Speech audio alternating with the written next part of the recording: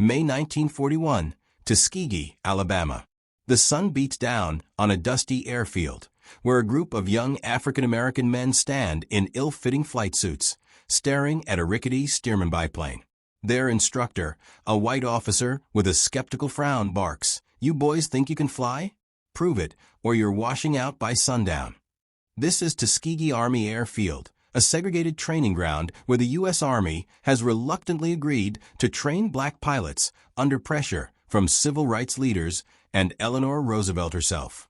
The men of the 332nd Fighter Group, soon to be known as the Red Tails, are here to defy a world that says they can't fly, can't fight, can't win. The story begins with the program's origins. In 1941, the U.S. Army Air Corps is a white man's domain. Black soldiers are relegated to menial roles: cooks, laborers, truck drivers like those of the Red Ball Express. But the Tuskegee experiment, as it's called, is a grudging concession to political pressure. The Army expects failure, believing black men lack the intelligence or nerve for aviation. Enter Benjamin O. Davis, Jr., a West Point graduate and son of the Army's first black general, who leads the 99th Pursuit Squadron, the first unit of what will become the 332nd. Davis, 29, stands ramrod straight, his eyes burning with determination. He knows every move is scrutinized, every mistake magnified. "We don't just have to be good," he tells his men. "We have to be perfect." The script paints the training's brutality. 12-hour days learning navigation, aerodynamics, and gunnery, often on outdated planes. White instructors, some openly hostile, set impossible standards. Cadet Charles McGee, 22, nearly washes out when his plane stalls during a solo flight, but he recovers, earning grudging respect. The men face racism off the field too, barred from white officers' clubs, taunted by locals, even threatened with arrest for demanding equal treatment. Yet they bond, forging a brotherhood. Visual cue: a grainy shot of cadets laughing around a barracks radio, jazz playing softly, as they swap stories of home. Historical data grounds a narrative. Of 992 trainees, only 355 earned their wings by 1943. The script details their curriculum: 200 hours of flight time, rigorous exams, and mock dogfights. A key moment comes when Eleanor Roosevelt visits, insisting on a flight with a black instructor, Alfred Chief Anderson. Her public support silences doubters, securing the program's future. "If these men can fly me safely," she says, stepping off the plane, "they can fight for America." By early 1943, the 99th Pursuit Squadron deploys to North Africa, attached to the 33rd Fighter Group. The script shifts to their first combat missions, flying P-40 Warhawks against Italian and German forces. They're assigned safe patrols, mopping up ground targets, as white commanders doubt their ability to dogfight Luftwaffe aces. But the 99th proves them wrong, downing enemy planes in Sicily. "We're not here to clean up," Davis radios his squadron. "We're here to win." German pilots, intercepted via radio, express confusion. Who are these Americans? They fight like devils. The part ends with the 99th earning respect, but facing a new challenge. The Army considers disbanding them, claiming they lack aggressiveness. Davis fights back, testifying before a War Department committee, his calm logic dismantling racist stereotypes. Cliffhanger: will the Tuskegee Airmen get a chance to prove themselves in the skies over Europe? Spring 1944, Ramitelli Airfield, Italy. A P-51 Mustang, its tail painted bright red, roars off a makeshift runway, climbing into the dawn sky. The 332nd Fighter Group, now fully formed with 4 squadrons, 99th, 100th, 301st, 302nd, has arrived in the European theater.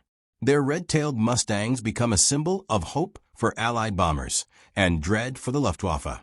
This part dives into their defining role, escorting B-17 and B-24 bombers on high-risk missions over Nazi-occupied Europe. The script introduces the strategic context. By 1944, the Allies are pounding German industry with daylight bombing raids, but losses are horrific. Sometimes 20% of bombers don't return. The Luftwaffe's Messerschmitts and Focke-Wulfs are lethal, and American escort fighters struggle to protect the heavies deep into Germany. The 332nd gets their chance to shine, assigned to the 15th Air Force.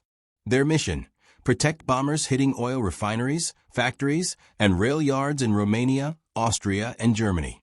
Stay with the bombers, Davis orders. No chasing kills. Their safety is our glory. The narrative zooms in on a key mission, June 9, 1944, escorting B-17s to Munich. The Red Tails face 60 Luftwaffe fighters. Captain Wendell Pruitt, a St. Louis native, leads a flight of 4 P-51s, diving through flak to scattered German interceptors. The script describes the dogfight in vivid detail. Engines scream as Pruitt's Mustang twists through a turn, .50 caliber guns blazing, a Messerschmitt exploding in a fireball. The 332 ND's discipline shines. They stick close to the bombers, unlike other units chasing personal kills. All 60 bombers return safely. German pilots, via intercepted chatter, are stunned. The Red Tails, they don't break formation. Historical stats drive the story. In 179 escort missions, the 332nd never loses a bomber to enemy fighters, a record unmatched by any other group. The script highlights their tactics: tight formations, high-altitude escorts at 30,000 feet, and relentless training. Off-duty, the airmen face segregation in Italy, barred from white recreation areas, yet they maintain morale, painting Red Tails on their planes with pride. Visual cue: a mechanic stenciling a red tail on a P-51, grinning as pilots cheer. The script also explores German reactions.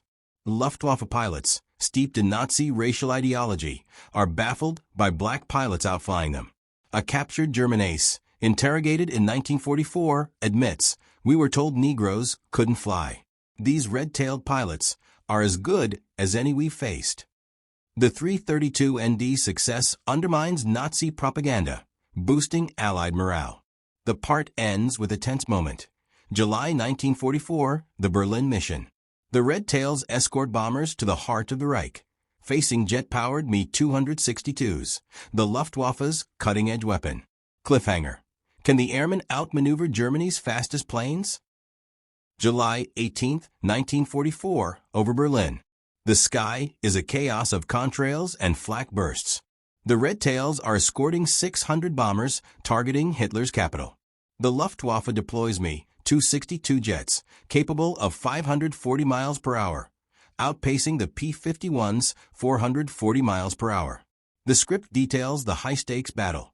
Lieutenant Robert Bob Traceville pushes his Mustang to its limits, diving to protect a crippled B-17 from a jet attack. His plane is hit, spiraling down, yet his wingmen save the bomber. Traceville's loss, a real event, galvanizes the 332nd. For Bob McGee radios, we keep flying. This part focuses on the Red Tails' peak performance and growing legend.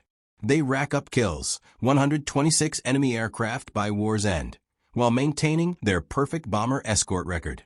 The script weaves in personal stories. Lee Archer, who nearly becomes the first black ace with 4.5 kills, and Herbert Carter, who flies 77 missions despite malaria. Their skill forces German commanders to redirect Luftwaffe resources, weakening defenses elsewhere. A German intelligence report, dated August 1944, notes, "The red-tailed fighters are a priority target. Their effectiveness disrupts our air strategy." The narrative contrasts the airmen's triumphs with their struggles. Back at base, they face slights from white bomber crews they've saved, though some pilots begin saluting them in gratitude. Visual cue: a B-17 crew shaking hands with red-tailed pilots on a muddy airfield, a rare moment of respect. The script also explores their cultural impact. Black newspapers, like the Chicago Defender, celebrate their victories, boosting morale at home. In Europe, French civilians cheer the Red Tails, unaware of America's segregation policies. Technical details enrich the story. The P-51 Mustang's 1,490 horsepower Merlin engine, 6 machine guns, and 400-mile range make it ideal for long escorts. The 332 ND's maintenance crews, often black mechanics, keep 80% of planes combat ready, a feat German squadrons, strained by shortages, can't match. The script describes a grueling mission over Ploesti, Romania, where flak and fighters downed 14 bombers, but none under Red Tail escort. We're their shield, Davis says, and we don't crack. The part ends with a turning point. March 1945, the longest mission. The 332nd Escorts bombers 1,600 miles round trip to Berlin, the longest fighter escort of the war. They face 100 Luftwaffe planes and heavy flak. Cliffhanger. Will their perfect record hold against overwhelming odds? March 24, 1945, Berlin. The Red Tails soar through a sky black with flak. The script opens with the climactic Berlin mission, where the 332nd downs 3 Me, 262 jets, and protects all 200 bombers.